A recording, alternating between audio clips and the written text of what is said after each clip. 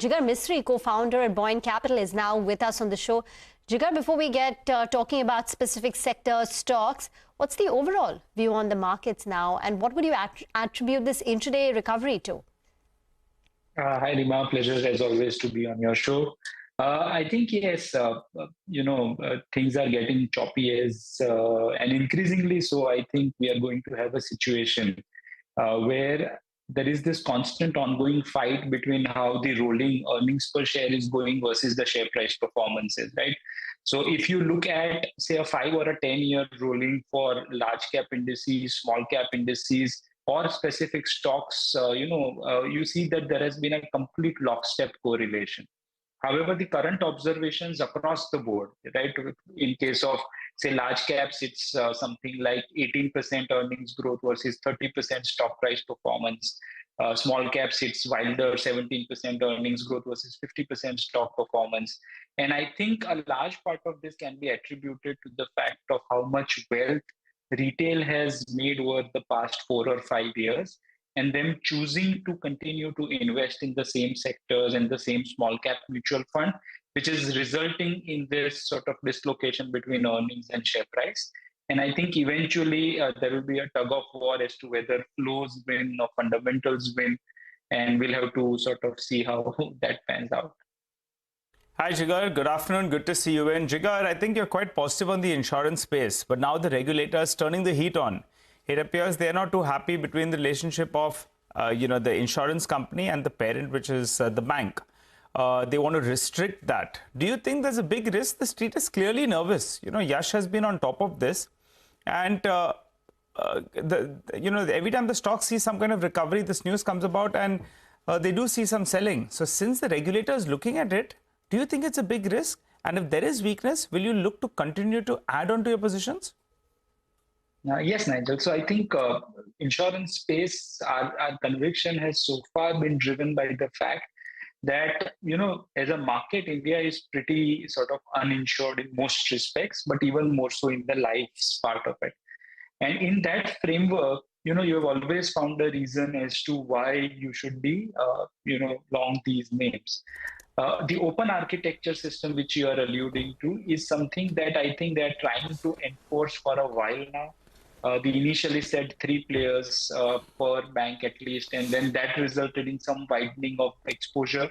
And essentially, eventually they are now getting a little more, specific on those.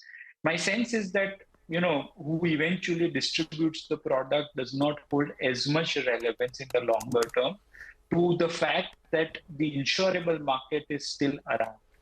And that will eventually result in volume pie going up. It might get distributed differently from the historical parameters, but therein obviously lies that incremental opportunity as well. So that's the one name that we have, sort of been holding on since I think 2019. That sort of max is something that we continue over periods of time. It will continue to surprise us positive. So, many of these life insurance companies like an HDFC Life, SBI Life, they've all lost about 20-25% in the last 2-3 months from their recent highs. Have you been adding to your positions in this fall? Yes.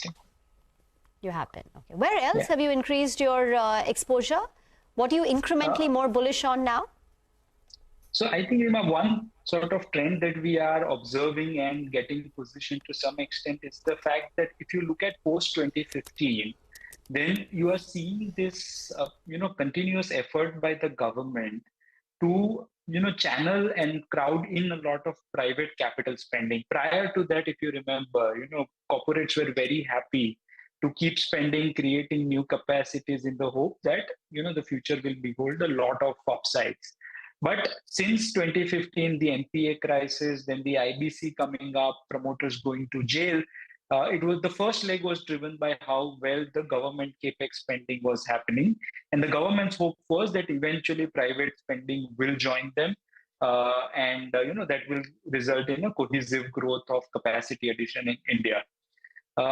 Increasingly, especially over the past few months, you're seeing that state governments in particular are choosing to have a very different distribution of their, budget, if you like.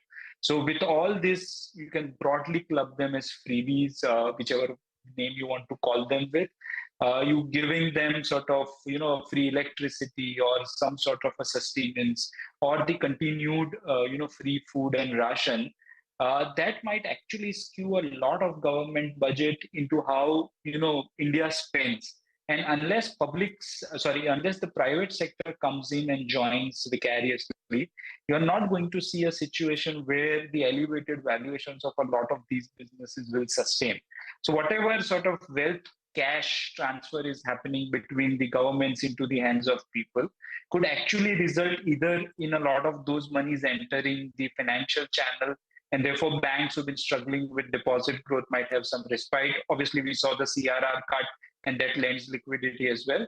Or it might actually end up being consumed, and the feeble staples growth that you are seeing might see a turnaround.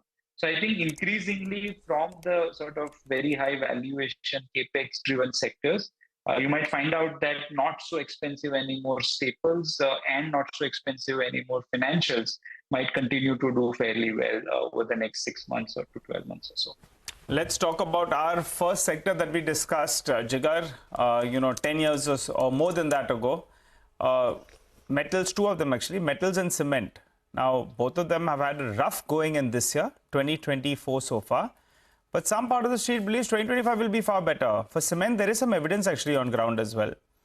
What are you buying out there, and what are your current positioning? Because I'm looking at cyclicals, it's not very, very high as of now. And at one point of time, you're the master of cyclicals, Jigar. I remember November and February, a lot of calls between you, me, and try to pull you out of your meetings with your clients. Yes, Nigel. So I think part of that has also got to do with how we run the fund, because if you look at from say March or April 23 to September, there are more than 900 stocks which have more than doubled. There are 83 stocks which have gone up more than 500% in under 18 months. If I remind you, 2007 to 8, when we saw that rally end, there were only 156 stocks that had doubled. Now, given far fewer listing versus now, but still the kind of rally that we are seeing, leaves a lot to be desired. Especially to your question on the cyclicals part of that framework, I think steel is something which is getting very, very difficult because China is incrementally finding out ways to supply material even when you start creating barricades. If you remember, Europe did it first, then US came, then India tried doing something else. And eventually the hope was that you will be able to protect sort of your own margins. But the eventual onslaught of Chinese steel continues. So I think that's not something that we have been keen for a while now. But non-ferrous space is something that we are very interested in, and what's showing on your screen, Vedanta, is something that we continue to own. And I think the bigger play here is that eventually US cannot and will not be able to get away with printing $8 trillion. And therefore, everybody is reducing their exposure to the US currency. To that end, every country will de-dollarize in their own way. I think for a large part outside US, it will be in the form of harder currency, harder commodities. And therefore, non-ferrous, which is an exchange-traded metal, is something that makes a lot more sense to us. If Vedanta at the corporate side is able to execute all that it's promising, then it will be an added bonus. But otherwise, I think even at the commodity price level, things are looking fairly decent. On the cement side, I think, this whole consolidation game that we have been talking for 22 years now might come to sort of roost, because eventually now have 3 or 4 players which will drive the consolidation gains. But within that lies some bit of a question as to whether, even in the top 3, would one of them want to become the top one at the expense of other? Because at the entire cost curve so far, we have seen every company try and make at least cash profits enough to pay out their interest payments. But if the order of the country's top 3 is changing, then that might result in some bit of, commotion even still left. We have had some exposure. We continue to have exposure in cement. I think in the entire scheme of things, that's among the cleaner way of playing the infrastructure growth in India. But pricing is something that we won't have clarity on for a while, I think, going into the future as well. Jigar, thank you very much for joining in. Enjoy your Friday and your weekend. We'll get into a break. We'll come back and get a check on what dealing rooms are saying. Nimish is waiting by.